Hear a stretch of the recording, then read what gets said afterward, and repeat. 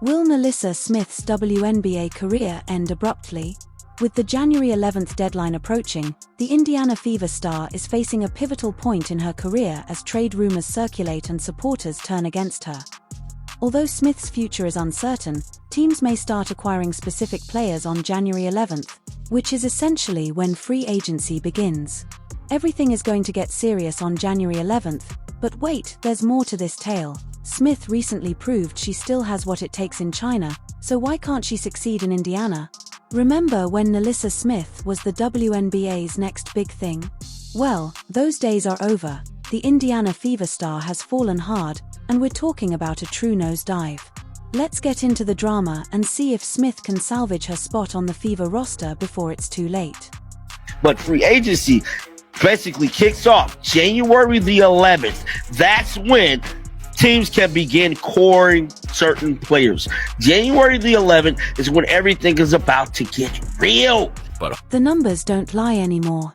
Smith's performance this season has been quite poor. She is shooting poorly, gaining less rebounds, and generally not contributing much to the game. The reality situation is that she was good in her first rookie year. She averaged nearly 15 and 10 in her second year. And then last year was averaging like 10 and 7. Now, fans are beginning to turn against her as well. On social media, there are a lot of irate Fever supporters telling Smith to step up or leave. One fan even commented, "It's easy to just hoop when you don't have to worry about all the extra unnecessary noise. Ouch." It seems like Smith's game hit a brick wall. Her defense is a major issue. Opponents are getting past her with ease, and one analyst even referred to her as the league's worst big defender.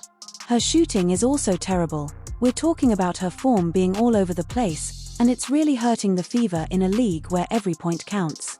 Smith's misses are piling up quickly, and her future with the Fever is now in jeopardy. NaLyssa Smith she doesn't play with that high a motor. That is a fact. She does not play with the highest motor in the world. She still does not play defense. She doesn't shoot. Yes, that's correct. Her official one expert didn't mince words when she said that the longer she is in Indiana, the shorter her career would be, since the more time she spends there, the more her weaknesses are revealed. Court antics, social media turmoil, and a tumultuous relationship with an opponent only serve to fuel the flames. now we know NaLyssa Smith has been in and out of drama throughout the duration of Caitlyn being and ended, though. With her relationship with DeJounte Carrington is definitely boiling over and heating up in the locker room, and it's starting to look like NaLyssa Smith could possibly be a locker room cancer. With trade rumors circulating, fans demanding change, and all eyes on Soto Sabali, the team's silence speaks for itself. It appears that Smith's time in Indiana may be coming to an end. And this is a player that honestly is very much divides opinion amongst fans in general. Some even hypothesize that she would fit in better with the Valkyries because her style doesn't mesh with the Fever's gameplay. NaLyssa Smith could possibly be the biggest bargaining chip for the Indiana Fever to land who? Soto Sabali.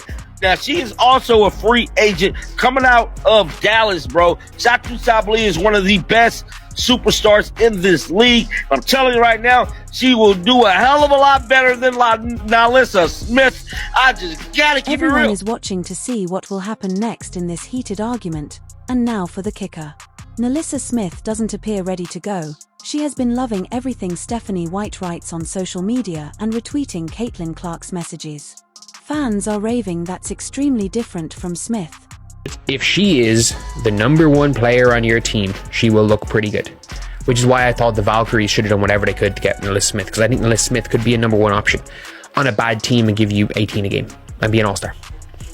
I think if you put her on what the modern version of Valkyries are. With the Fever trade rumors swirling and one name standing out as a potential Smith for Sabali swap, it may seem bold, but with Sabali thriving and Smith struggling, it's beginning to make sense. NaLyssa Smith has a deadline of January 11th that could define her future. Now, y'all know me, I ain't gonna get on here and lie, but one thing I will tell you guys for sure is NaLyssa Smith is trying everything in her power to avoid being traded. Hell, she's been trying to be nice on social media. She's been sending subliminals, hey, Caitlin, CC, you go, girl. She's been taking pictures with Kelsey Mitchell. She's trying everything in her power to not be traded. Smith isn't giving up on her WNBA dreams easily, despite going all out on social media.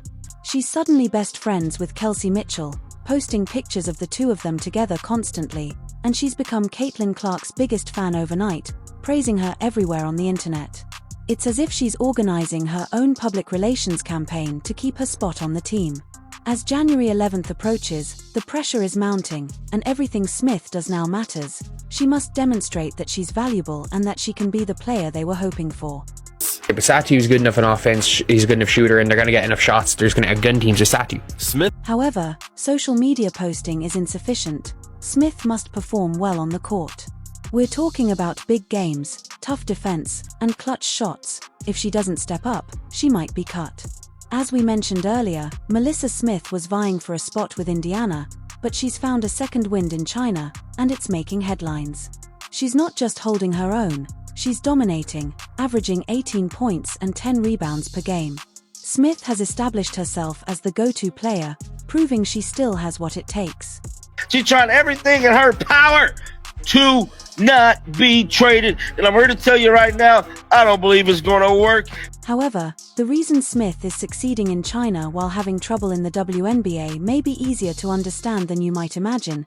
It has to do with how she is utilized in China. Although Smith is the star and is making the big plays, the Fever isn't employing her as their main option in Indiana, which indicates they aren't getting the most out of her. Now, just like I told y'all, she balling over there, dog. I can't even lie. Wish she did a whole lot of that over here, but that wasn't the case. What does this signify for Smith's future, then? It's rather common for WNBA players to perform well abroad but struggle in the league since the game is different.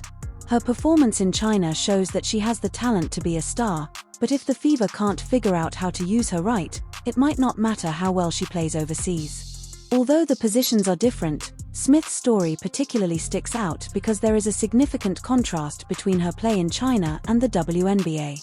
I think she wants to stay, but I think just for her own sake, for her own headspace, for her own game, she can play her game. She'll never be able to play her game in Indiana because it's just not what's needed. It's genuinely just not what's needed. And I don't understand why in WNBA circles it's not okay to say this. Sometimes players can be good and just not be a good fit. NaLyssa Smith's journey is undoubtedly not over. Her success abroad demonstrates that she has the potential to change the game, but will the Fever perceive this or believe she simply doesn't suit their system? The Fever faces a difficult conundrum. On the surface, it seems simple to keep or trade NaLyssa Smith, but when you consider Caitlin Clark, things become interesting.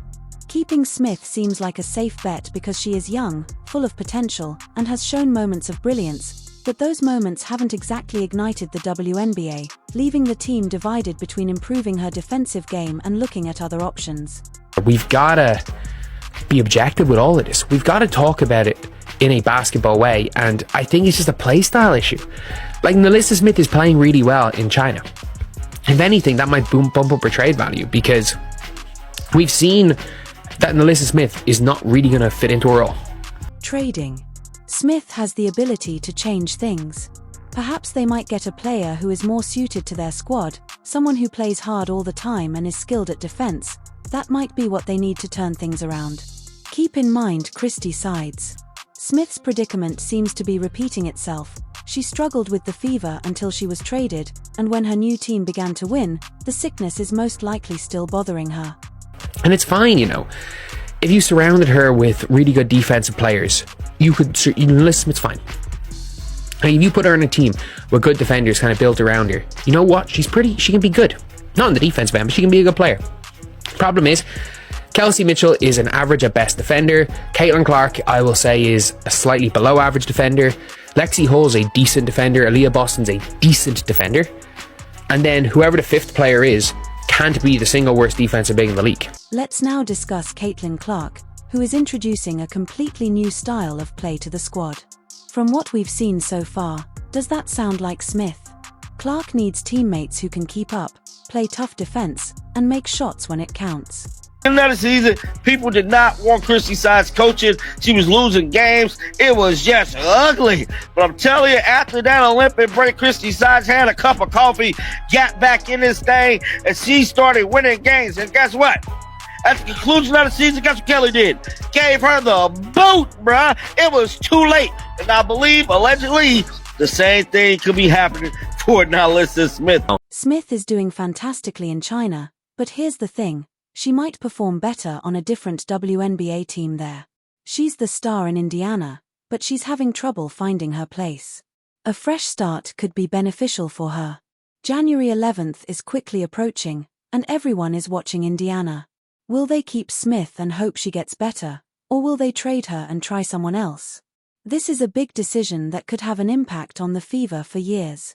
Because you've got a team where your two best defenders, I'll say it, are decent defenders, and your other two are players that could be a good team defenders, but aren't great individual defenders. Like, NaLyssa Smith would literally have to be two of a lockdown player, super high motor, or shooter coming into next season for her to be any use to this team. As January 11th approaches, it feels like a high-stakes drama is playing out in front of our eyes as NaLyssa Smith's WNBA career is hanging by a thread. The once promising talent is now vying for her place on the Fever's roster. Smith's narrative serves as a reminder of how difficult professional sports can be. One moment you're dominating, the next you're contemplating a trade. It's amazing how quickly things can change. Everyone is observing to see what will occur next. Will Smith find her rhythm and develop into the musician we anticipated she would be, or will she choose a different route? Whatever happens, her narrative has us all captivated, and it's not finished yet, so stay tuned. But I do hope to see NaLyssa Smith somewhere where she can actually get her posts-ups, where she can be hidden a little bit on defense, because in space she's a good rebounder. She's just not good at boxing out. She's not good at guarding fours. Where she can be hidden a little bit and get her post-ups. Maybe it could be a starter coming off the bench. I think there is, like, NaLyssa Smith could have a long career.